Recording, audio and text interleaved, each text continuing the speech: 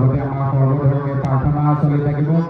প্ৰাৰ্থনাৰ পৰা তেখেতসকলে গৈছোঁ।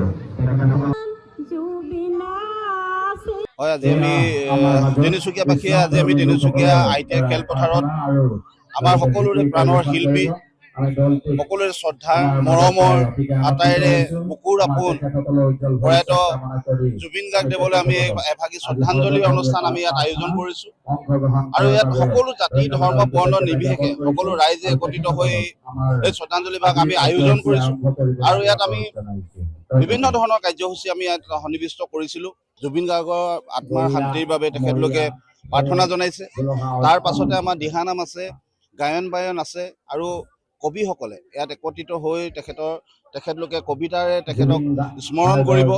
তাৰ পাছতে আমি সন্ধিয়া ভাগলৈ এক সাংস্কৃতিক অনুষ্ঠান ৰাখিছোঁ। সেই সাংস্কৃতিক সন্ধিয়াত আমাৰ স্থানীয় শিল্পীসকলে গীত পৰিৱেশন কৰাৰ লগতে সকলোৱে আমি একেলগে তিনিচুকীয়াবাসীয়ে মায়াবিনী গীতেৰে তেখেতক আমি শ্ৰদ্ধা জনাম।